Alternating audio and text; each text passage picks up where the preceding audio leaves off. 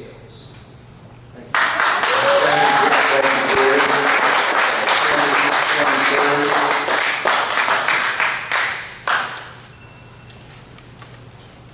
First, I would like to thank the board for the opportunity for all to speak tonight, and for your hard work, diligence, focus on matters of great importance, such as school safety, budgets, and much needed repairs to the elementary schools, most particularly to the neighborhood walkable schools. It's just a shame that your attention to these matters has been diverted so close to the 18-19 school year. I think you're all in possession of an email that I sent this weekend. It reflects the polls that this young man just gave. I sent you 3 of them, and they're all the same. So first, I would like to address the matter of the feather within the logo, as it now appears to be in question. Since there have not been mascots in a physical sense, particularly Chief and the Squaw in many years, the point of the change the name petition is baseless. The charge of racism due to an alleged mascot is also baseless. A feather is not a mascot. It is a symbol in many cultures that represents a connection to spiritual realms and divinity. And because of their connection to birds, they have been a symbol of light or flight and freedom, not just physically, but in a mental and spiritual sense. They symbolize the ability to transcend and move beyond mental barriers and limitations. In the Bible, it relates to a covering and protection of God's loving care, as recorded in Psalms 91:4. In Native American culture, most particularly with the Iroquois, it represents thanking the gods for all they were blessed with, land, water, food, etc. It also means a connection to the divine and a way to send prayers to the Creator. The eagle feather is strongly associated with the heavens. Most Native American tribes equate eagles with celestial affiliations, as eagles fly in the sky and therefore close to the heavens. They symbolize traits such as strength, trust, honor, wisdom, power, and freedom. And there sure isn't anything wrong with that. So I'd like to ask how many in this room may possibly have a tattoo or jewelry that bears a depiction of the feather. So what does it symbolize to you? And why this symbol that broadly encompasses so many cultures, including our own, would be considered offensive? I'd like to thank you all for your time, and I sincerely hope that the board can move on with matters that are of utmost importance to the start of the 2018-19 school year, such as the safety of the children, faculty, and staff of Indiana Area School District. Thank you. Thank you, Kevin.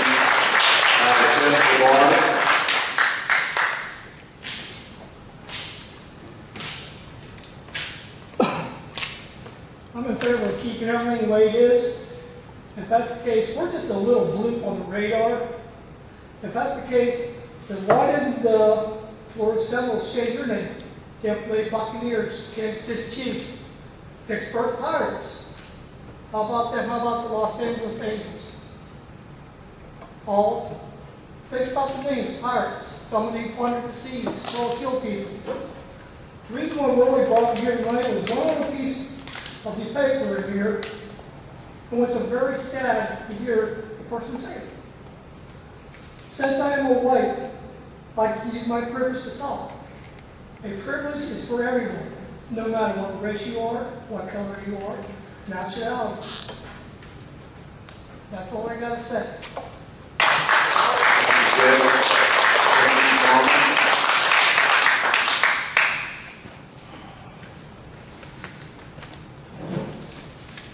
Hello, I am Frankie Donor. I'm 17. I'm a senior in Indiana Area Senior High School. I started the petition to change the name and the imagery behind it because they reflect outdated stereotypes that are no longer acceptable and frankly never should have been.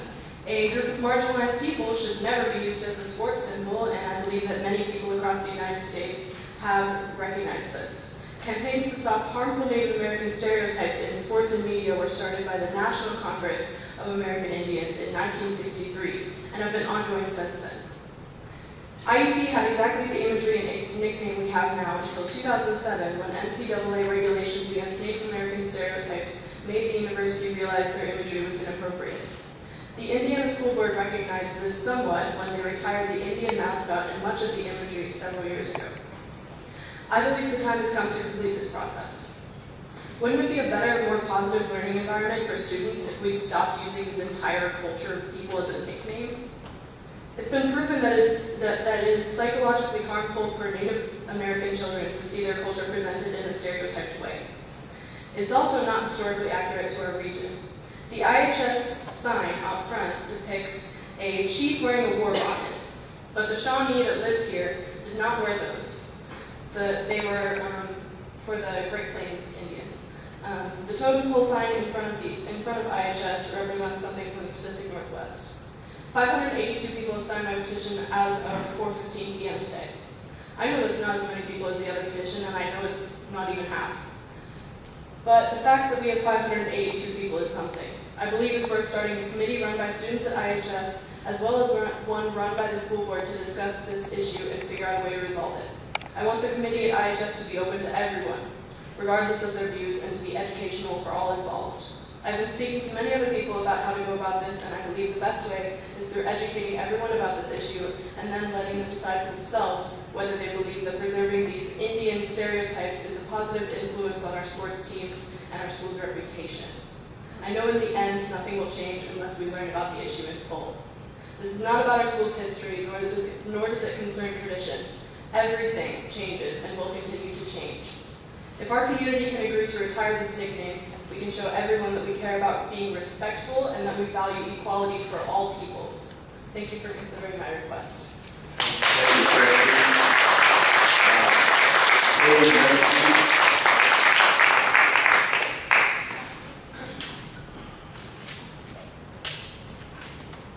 Good morning, everyone. I'd like to start off by little, I suppose not a tirade, but much as a spoken word statement here. No one in this room is a Native American. And I'd like to say that since no one in this room is a Native American, we cannot make assumptions on how baseless names that are not only racist, but invalidate years of culture that have worked to build in this area, that we could do much better of appreciating than just using a baseless name sheerly out of a irrational and involuntary grasp on tradition. Instead of clinging on to this very old, very tired, that we even has recognized before is far extremist in its own right. The squaw, the chief, we got rid of those because we knew it was not only disrespectful to the culture we were trying to portray, but it was all around tasteless. And now here we are, many, many years later, with the remnants of this racist community symbol that we should just finally erase entirely. No beating around the bush, no making slight edits, removing and replacing with something that, if we do want to respect the culture, something that will actually benefit Native Americans that are still in this community. That's all I have to say. Thank you, Caitlin. Justin?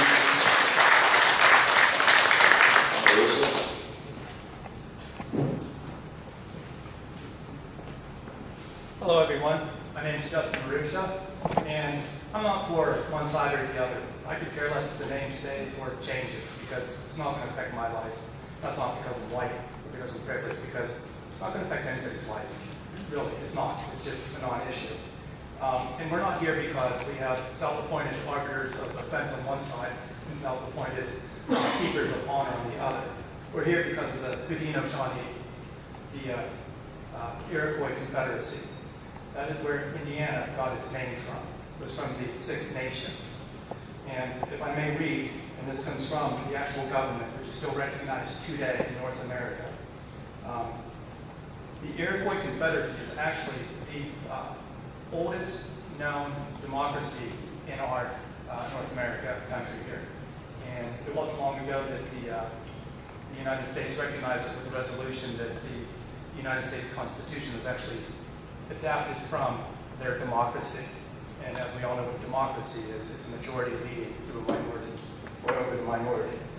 But let me read to you the peacemaker story, which comes from, again, the actual government of the Iroquois Confederacy. And you're going to have to forgive me, I can't pronounce some of these names. I'm what you consider an uneducated white man. One of the most important events that shaped the Haudenosaunee was the creation of the Guyanahagowa, the Great Law of Peace. It guides the Haudenosaunee through all aspects of life. A full rendition of this epic, which takes several days to tell, reveals the way in which the peacemakers' teachings emphasize power of reason, not force. That's key. Power of reason, not force. To assure 3 principles of the Great Law: righteousness, justice, and health. The Great Law of Peace provides the Haudenosaunee people with instructions on how to treat others, directs them on how to maintain a democratic society, and express how reason must prevail in order to preserve peace. Now, if we're going to move forward in this, again, I don't care. It's a name. William Shakespeare, a name, a Rosalie named the name, still sweet, whatever. I don't care. If we're not going to offend them, and we want to honor them, then we must approach this how they would want it to be approached, with open dialogue. To present it not in the form of a petition that wants to divide this community even further, not with force, not with all these other notions of keeping the honor. We need to talk to the people. And somebody mentioned that there's no Native Americans here. That's assuming too much. I can't look around and determine who is or who is not. But what I can tell you is there's nobody from the 6 nations here that are representative of their own community here. I know that because they don't care about this. And the reason they don't is because there's poverty, sickness, and all kinds of things that are really plaguing them. And I think it's doing them a disservice to have this type of debate. Again, I don't care what the name is, one way or the other. It's not going to affect me. But please, if it's about offense and it's about honor, let's approach this with reason and not force. Thank you. Thank you, Justin. Michael Scott.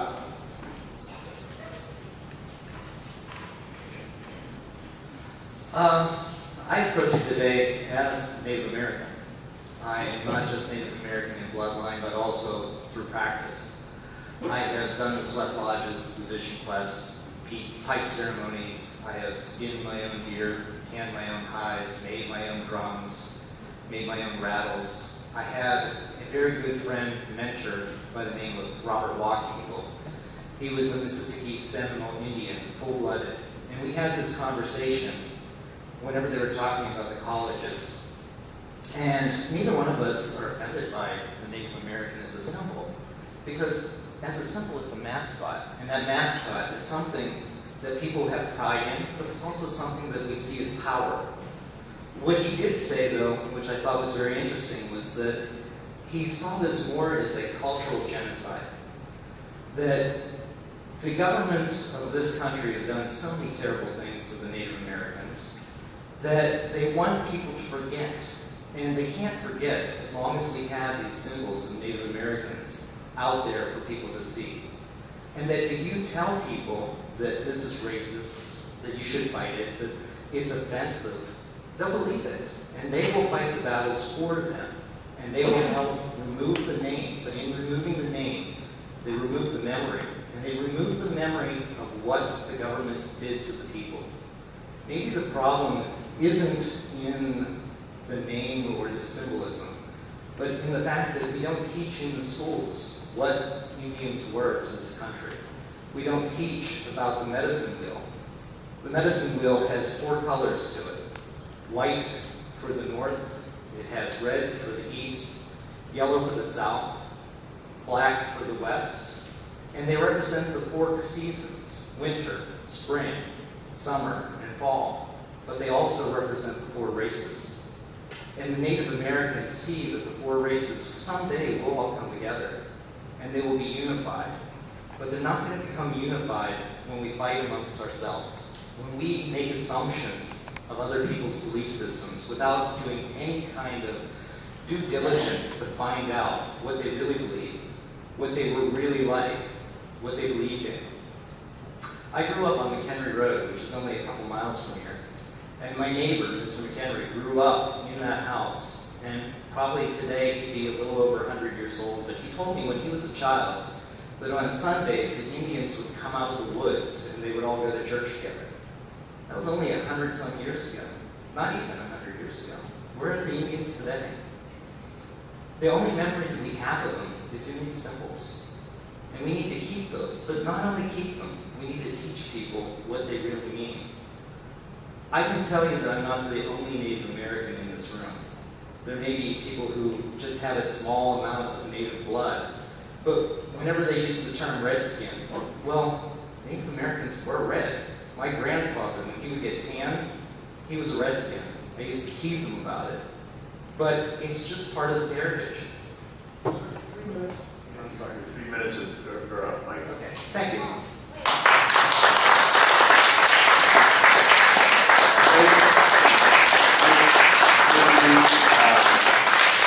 Thank you for those comments. Zach, Hudek.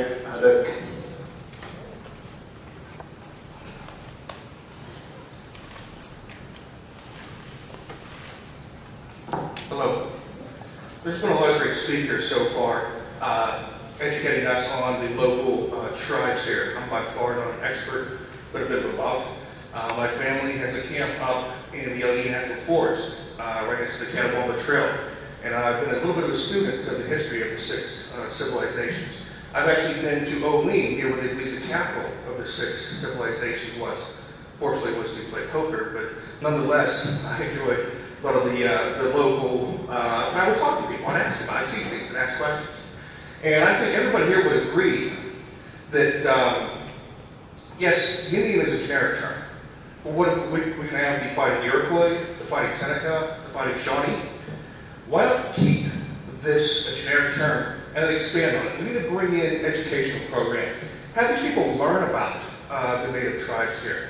I love going to camp. I love watching the French and Indian War reenactments and asking questions. That's definitely something we should bring in and something we should take pride in. We change name to the Fighting Bears or the Flying Squirrels. This history will just be forgotten. But there's something more going on here. I really don't think this is about a mascot. I think certain children here are being exploited by a certain fringe group. If you look at some of the certain comments here, they were all spoken in platitudes. You probably could have went online and went to Vox or a couple other websites and read verbatim what they said up here. I, for one, progressivism was mentioned here. The group that is funneling this, that's fueling this, they have personally attacked me. They have personally attacked various businesses in DeBoro, in the county. They either host people they don't like.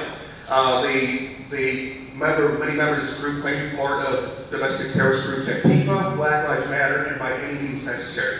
They don anarchy symbols, they don hammer and signals, and none of them claim to be open communists. So, yeah, you gotta be very careful here. I've been physically attacked by them, and it's not gonna stop with this. There will be a controversy after a controversy. This has nothing to do with a mascot. It has to do with assaulting Western culture. Thank you. Thank you, Zach. Nicholas, Script Matter.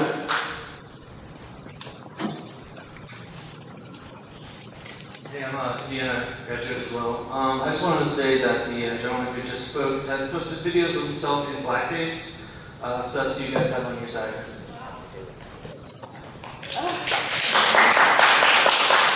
George Stewart.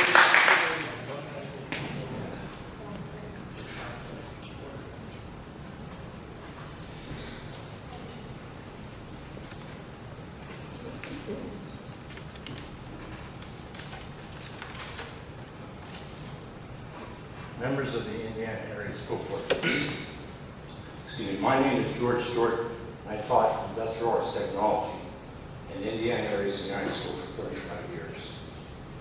I would like to speak on behalf of the many dedicated and hardworking students and the community members that helped make the Indiana Senior High School signage possible. Probably in the late 1980s, then Assistant Principal Dr. James Antis requested that my advanced metalworking students and I designed and built a proud Indian chief in full headdress. With Dr. Annis's input, we designed and built a 2-foot diameter aluminum Indian head silhouette that is above the entrance to the lower commons at the senior high. A short time later, Dr. Dan Seiler, former principal of the senior high school, requested that my students and I design and build a new entryway sign to replace the old dismal marquee. The pickup load of cedar wood for the sign was donated by Leather Lumber, and the 8-inch square steel posts and the 4-foot square by 1/2-inch thick aluminum plate for the full Indian head with full headdress were donated by the Vulture Corporation. The sign letters in the 12-foot laminated cedar planks were hand-carved. Design work and highly skilled fabrication work took place over a number of years. Once the sign was completed, we were asked by Principal Rodney Ruddick to design and build the heavy IHS letters for the then new soccer field. And then former Superintendent Dr. Kathleen Kelly and Principal Rodney Ruddick requested that an 8-foot high Indian head and full headdress for the be made for the reconditioned new football field press balls. Somewhere in this span of years, there was a request for a new totem pole. The heavy rectangular steel tubing for the totem pole was again donated by the Vulture Corporation. Many classes of senior high metalworking students spent evenings, weekends, and even summer vacation days working on these projects. And they believed in them and wanted to be a part of them. They were proud of the Indiana Senior High School and their community, and proud of the Indian head symbol as part of their heritage. Many of these former students are now contributing members of the Indiana community. I am also a proud IHS graduate. That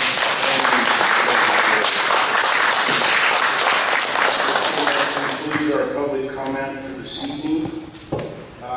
IAEA. None. Thank you, Paul. Ashley. SGA.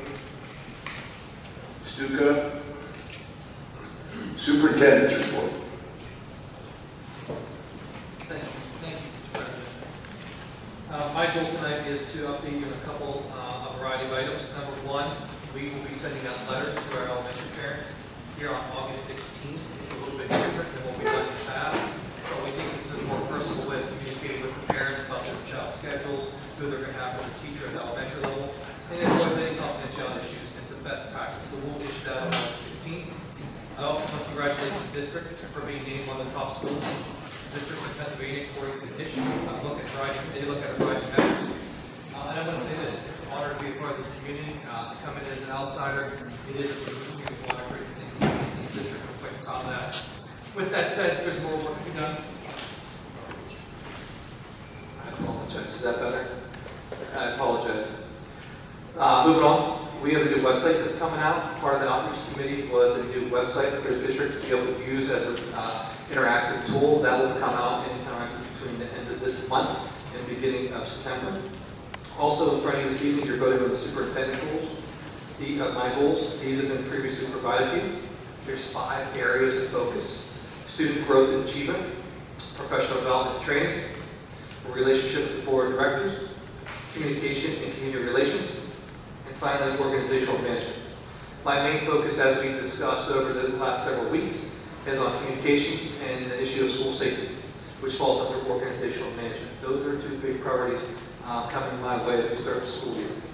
Lastly, I want to make you aware of a change in the law with regards to lead testing in the water.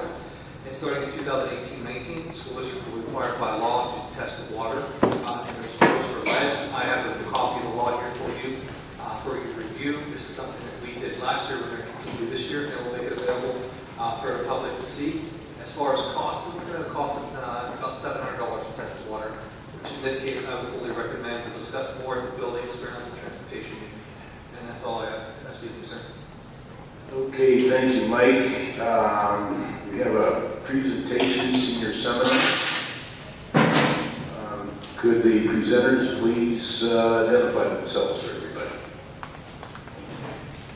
Good evening, everyone. I'm Sarah Jordan, and I am a teacher at the senior high. Hi, and I'm Erin Eisenman, assistant principal at the senior high school. Sarah and I are here tonight to kind of inform you about a program that was started about 3 to 5 years ago with a few students that has grown, and we hope with your support it will continue to grow, called the Senior Career Seminar. It's a program where students earn credit and go out into an internship program, and they have the opportunity to work with businesses and work with teachers and gain educational information that way. I'm going to let Sarah talk about the program because she's really spearheaded it and she's done a really excellent job of formalizing it within our school environment. Thank you. So again, good evening to all of you. I had the opportunity last week to meet with the academic committee to provide an update on the senior career seminar. So I would like to thank the committee again for giving me some time to come in and talk with you and the suggestions and ideas that you gave me as we move forward. As Ms. Eisenman said, it is open to seniors who are interested in a work experience or career exploration in any of the career clusters. We started out with 2, and we're growing slowly but surely. This year we have 12 seniors that are coming into the program, either doing internships or doing work experience. So we're very pleased. It's something I'm definitely very proud of. Just to give the general board an update, the goals that we have for this year is we just want to get out there and network a little bit more and just make more contacts for our students who are interested in enrolling in the program. So we've been doing some brainstorming. Ms. Eisenman and Mr. McElhaney have been a great help. Mr. Stroth, Mr. Dukovich, Mr. Rizzo, so thank all of you for helping me. But we're going to be doing some radio spots, which I'll be talking this Wednesday morning on the radio advertising our program. Once we get our social media sites up and running, I'd like to do some promotion with that. We've also talked about touching base with the Chamber of Commerce and getting more information out in our local paper. So again, I just want to appear before the board tonight that as we continue to grow this program that I thank you again for your support. I'm very excited to work with our 12 seniors this year, and I'll be back to give you updates on how we're doing. So is there any questions that I can answer for any of you? Like, I know I've spoken with the academic committee, but some of you I haven't really had a chance to talk about this with in too much detail. So any questions? I would like to make a very quick comment. The whole concept of career awareness and trying to find the right fit for our students once they move beyond our system has become a real top priority, not just in this community, but in the state and the country as a whole. The Indiana County Chamber of Commerce has sponsored an education business type forum. The WIB is getting some money available. So anything that we can do, and I applaud their efforts in doing this, to further enhance our ability of our students to find meaningful employment in careers, and the proper training and education is great, and that practicality, working with the businesses, can't be underestimated. Thank you. Thank you, Mr. Chair.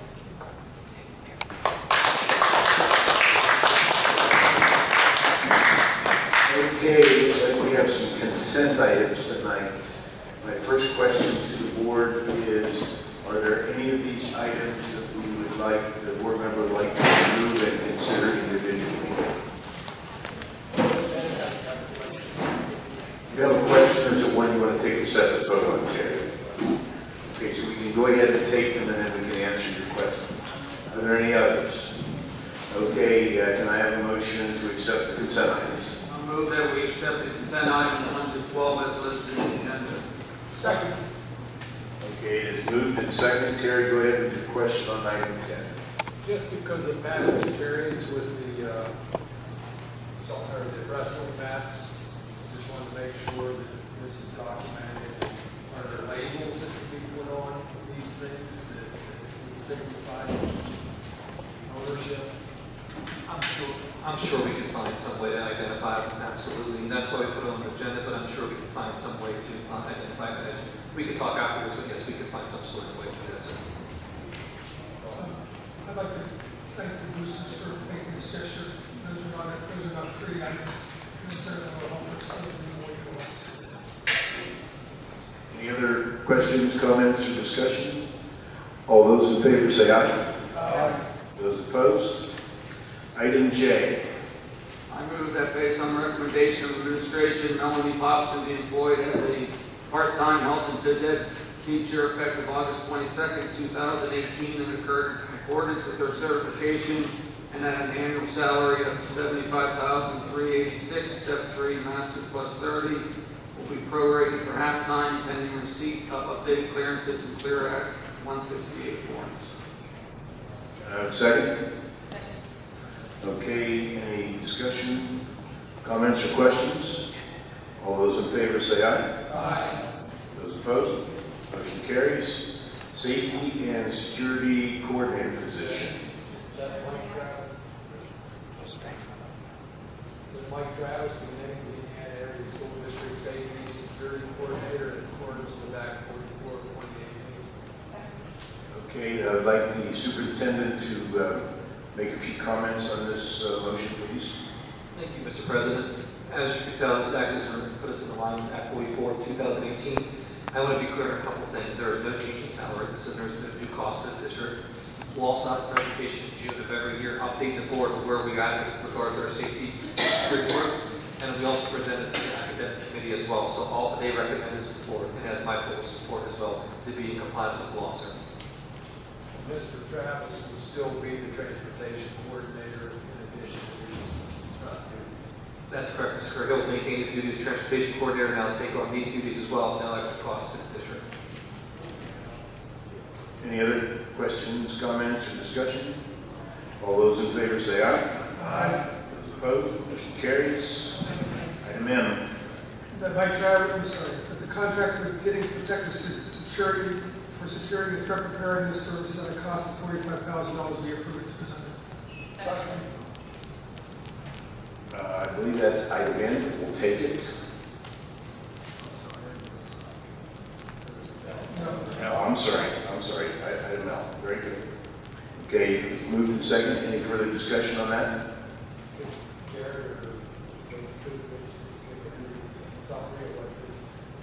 If I could ask you folks to just speak in your mic, because we can't hear back here. I mean, if you have the floor, if you could just pull the mic close to you, we'd appreciate it. Thank you.